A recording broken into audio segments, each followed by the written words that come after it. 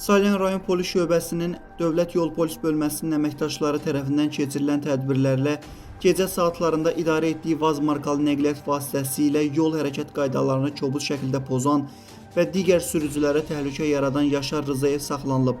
Yol patrul xidmətinin əməkdaşları tərəfindən sürücü barəsində tədbir görülüb və toplanmış materiallara hüquqi qiymət verilməsi üçün məhkəməyə göndərilib. Məhkəmənin qərarı ilə o 15 sutka inzibati qaydada həbs edilib.